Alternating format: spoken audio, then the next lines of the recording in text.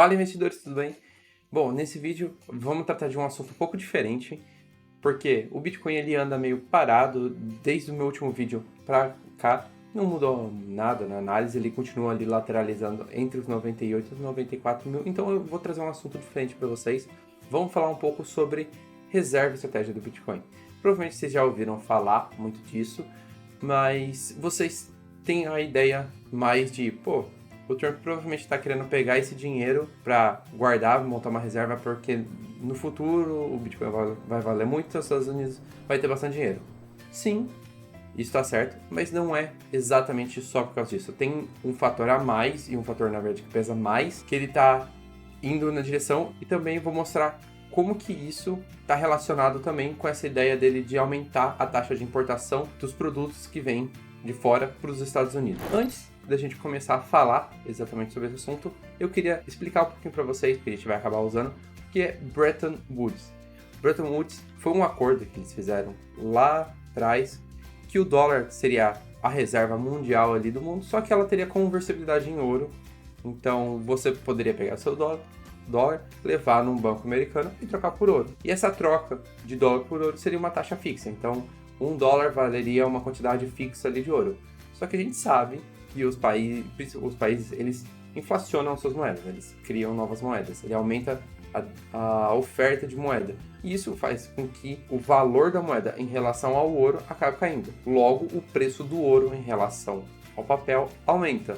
Como ela é fixa, aconteceu algumas coisas. Porque outros países começaram a ver que o dólar que ela tinha valia menos do que a reserva. Então o que eles faziam? Eles começavam a pegar esse ouro dos Estados Unidos, fazendo a sua conversibilidade. Por ter essa conversibilidade, os Estados Unidos teve uma diminuição das suas reservas, mas isso garantia, pelo menos, que a dívida deles ou a inflação deles ficasse controlada. Ou seja, não saía aumentando absurdamente como a gente vê hoje em dia. Só que justamente por essa conversibilidade fixa, com essa perda de reserva constante, esse sistema do Bretton Woods acabou tendo muitos problemas, muitas falhas, e ele acabou se encerrando em 1973 com o fim do lastro em ouro, ou seja, hoje o dólar tem conversibilidade nela mesma. Então, se você for com uma nota de $100 num banco americano, você não vai conseguir ouro, você vai conseguir outras notas.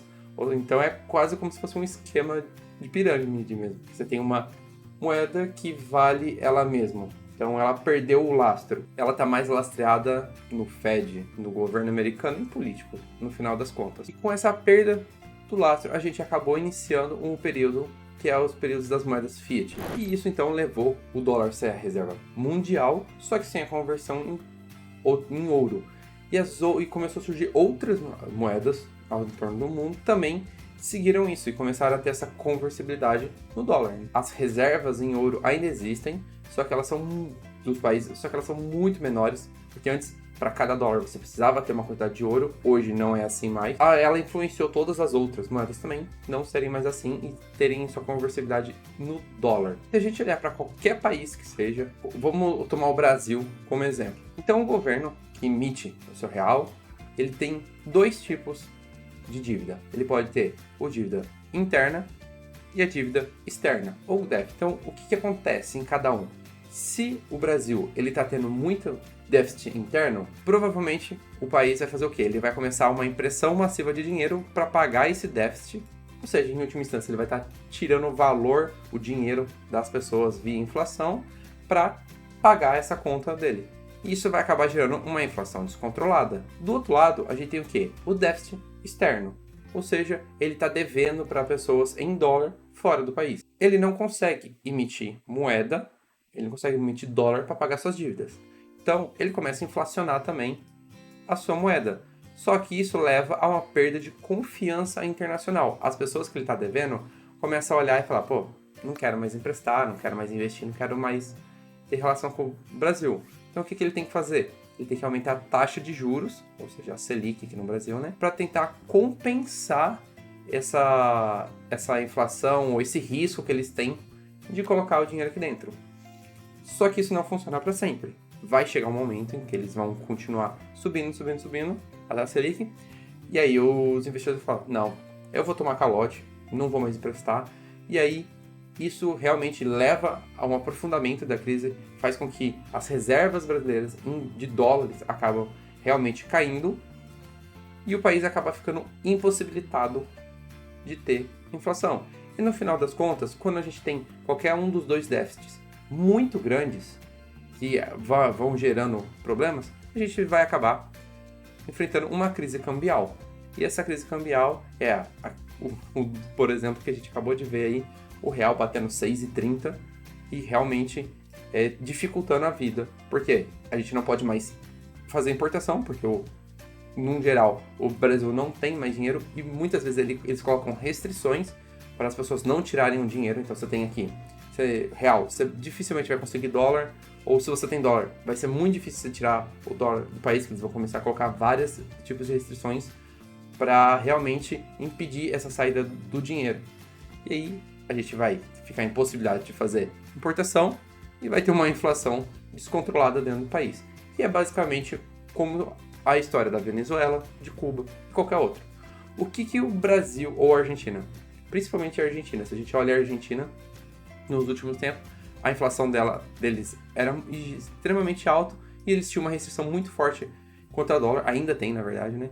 Que eles têm um limite de quanto dólar pode comprar, limite de transacionar dólar, tem vários empecilhos. E no final, quando começa essa crise cambial, quais são os passos que geralmente um país pode fazer para reduzir isso? Bom, primeiro, arrumar. Se ele chegou em um déficit muito grande interno, é porque as contas do governo provavelmente estão extremamente desequilibradas, ou seja, está gastando demais. É o que a gente anda vendo aí no governo atual. E isso, você fazer um ajuste, diminuir essas contas e começar a ter a receita ou o imposto entrando para equilibrar, você já começa a dar uma controlada desse lado no déficit, também faz a inflação ir diminuindo aos poucos, e você começa a sair também dessa parte da crise cambial por esse lado, pelo lado do déficit interno. Mas ainda falta resolver o externo. O externo, o que geralmente eles podem fazer? Ou eles fazem esse controle igual a Argentina fez, de dificultar o acesso ao dólar, de transicionar dólar, ou eles também podem tentar fazer um equilíbrio nas contas entre importação e exportação. Então eles aumentam a exportação, eles precisam fazer com que entre mais dinheiro via exportação para conseguir ajudar a equilibrar essa balança. E, no geral, é assim que é a dinâmica dos países. E quando falam em déficit, quando falo em déficit, é assim que normalmente todos os países do mundo funcionam, com exceção de um, que é os Estados Unidos. Quando a gente olha os Estados Unidos, eles são diferentes. Por quê? Porque eles têm a reserva mundial de dinheiro, o dólar. Então, eles não têm essa diferenciação de conta externa e interna na parte do déficit. Por quê? Porque tanto a interna quanto a externa é na própria moeda, é em dólar. Não é igual nos outros países que tem a moeda local e a moeda externa. Aqui não, é a mesma moeda. E isso acaba gerando um problema que a gente chama de déficit estrutural. O que é esse déficit estrutural? Os Estados Unidos, ele precisa emitir dinheiro para ter liquidez no mundo, para as pessoas transicionarem, para os outros governos terem reservas, para as transações no mundo acontecerem. Só que essa emissão acaba gerando um déficit para o governo dos Estados Unidos, porque são a moeda deles. Eles vão gerar inflação, vão gerar problemas vindas disso. E por que eu falei do Bretton Woods ali no começo? Porque lá no Bretton Woods, lembra, a inflação era mais controlada e tinha a conversibilidade em ouro. Quando eles tiram essa conversibilidade do ouro, o que acontece? Eles podem inflacionar a moeda à vontade, porque agora não tem mais nada para como recorrer para comparar. E aí esse déficit estrutural começa a explodir. Eu trouxe aqui o dado Fred, que é do governo americano. A gente vê que a partir aqui de 1973, com o final do Bretton Woods, a gente começa a ter uma escalada na dívida americana. E isso vem pelo fato de a moeda não ter mais controle, não estar mais lastrada em ouro. Então eles podem inflacionar o quanto eles quiserem. E aí aqui começa mais devagar, mais tímido, e conforme vai passando o tempo, principalmente aqui no Covid, que deu um salto, a gente vê e vai embora esse déficit e fica cada vez maior. E isso é um problema para os Estados Unidos, porque o déficit deles não param de subir. E aí eles têm dois caminhos para seguir. O caminho que eles estão seguindo ultimamente é esse lado.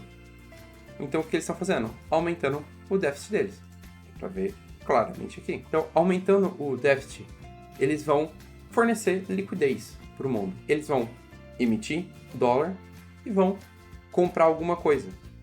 Então, pera, o Brasil ele não pode, por exemplo, imprimir real e ir lá nos Estados Unidos e comprar alguma coisa.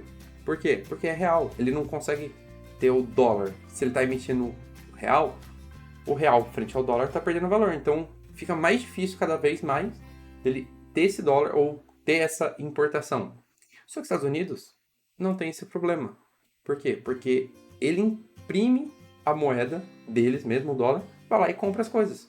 Então, ele consegue ficar imprimindo moeda e comprando, importando, sem parar. E aí isso é esse caminho de gerar dólar e ficar importando é o caminho que ele faz para dar liquidez para o mundo, para todos os países terem acesso a esse dólar para comprar. Só que isso gera um problema imenso para os Estados Unidos, que é o quê?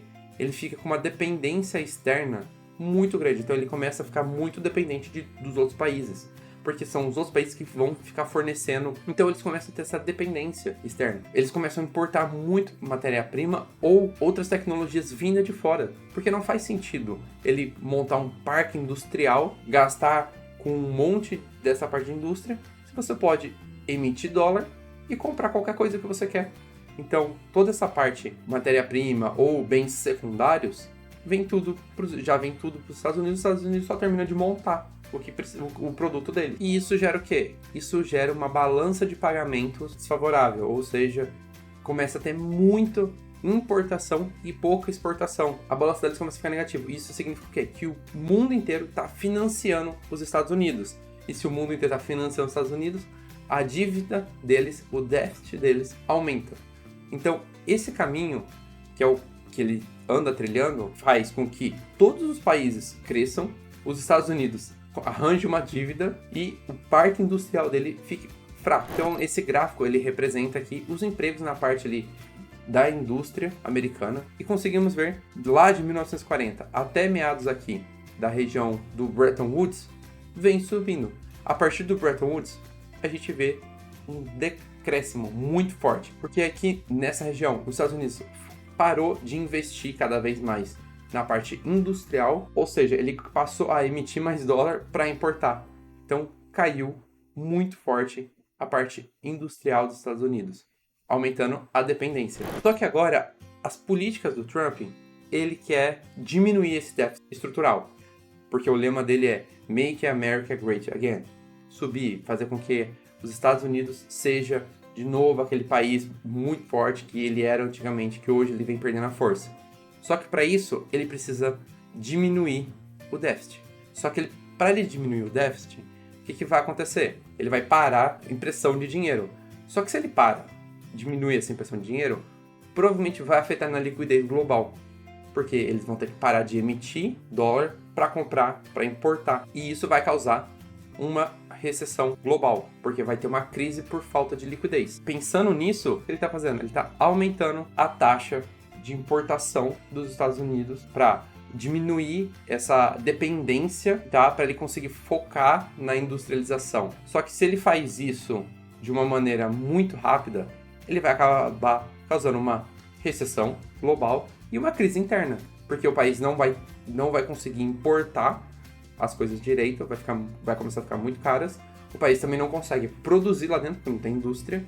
Então, esse é a jogada que ele está querendo fazer. Ele está querendo ir subindo a taxa para diminuir a dependência externa cada vez mais, aumentando a industrialização do país para diminuir o déficit.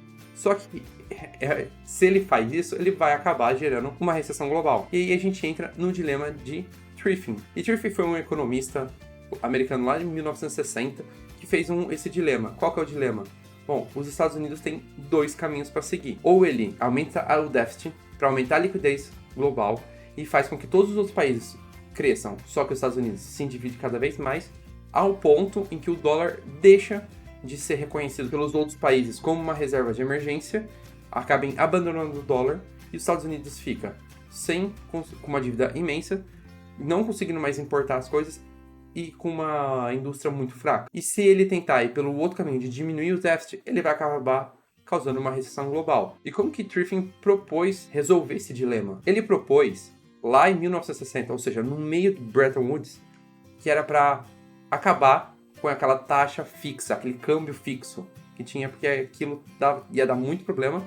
E ele também falou que era para criar uma moeda, tirar o dólar como moeda mundial de reserva global e trazer uma outra moeda, criar uma outra moeda que não seja controlada por nenhum país para ser a reserva mundial para resolver esse problema do dólar. Então a gente vem para a atualidade. Eles realmente tiraram a taxa fixa, só que eles tiraram a conversibilidade inteira. Então não tem mais ouro. E aí que entra a reserva estratégica de Bitcoin. Porque a maior parte dos economistas atuais não querem voltar para o modelo de conversibilidade para ouro. A gente precisa andar por uma moeda não emitida por nenhum país como uma reserva de valor. E aí que entra a ideia do Trump de uma reserva estratégica de Bitcoin. Porque ele consegue aí diminuir a dívida americana e aumentar a industrialização do país sem causar uma recessão global e fazer com que os próprios Estados Unidos entrem numa crise interna. E aí, tendo essa reserva, ele consegue realmente os planos que ele quer de fazer a América grande de novo. Então, esse é o principal motivo para a gente ouvir falar de reserva estratégica de Bitcoin.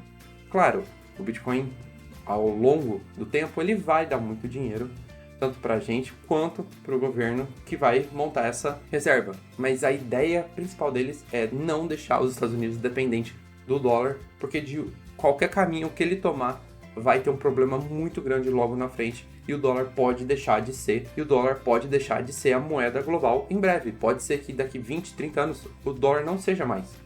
Justamente por esse déficit absurdo que está vindo, por essa queda da industrialização, e o Trump está tentando fazer essa mudança para evitar o colapso do dólar. Que é meio que inevitável, desde que eles perderam a conversibilidade com o ouro, mas ele está tentando fazer alguma estratégia para frear reduzir esse destino. E a reserva estratégica de Bitcoin entra no meio desses planos, junto com o aumento da taxação das importações. Então a gente vê que não são coisas, ele está fazendo aleatoriamente, ele está tentando realmente controlar. Então a gente está vendo que ele está realmente tentando equilibrar a balança de pagamento dele, ou seja, eles estão fazendo muita importação e, em comparação, uma exportação menor. Eles estão tentando equilibrar mais, inclusive a gente consegue até ver isso quando ele brigou aqui com o Lula. Quando ele disse que o Brasil está taxando demais os produtos americanos, então isso está causando realmente uma balança de pagamento muito negativa, muito deficitária para os Estados Unidos. Então ele está tentando ajustar isso. Ele está começando a dificultar a importação dos Estados Unidos para conseguir diminuir o déficit. Então se você gostou do vídeo, já se inscreve no canal. Deixa o like aí e manda esse vídeo para aquele seu amigo que não sabe nada de reserva estratégica de Bitcoin e para que ela vai servir. E se você não viu a minha análise do que eu estou esperando para o Bitcoin nos próximos meses, Bitcoin e altcoins, dá uma olhada no canal. Até a próxima!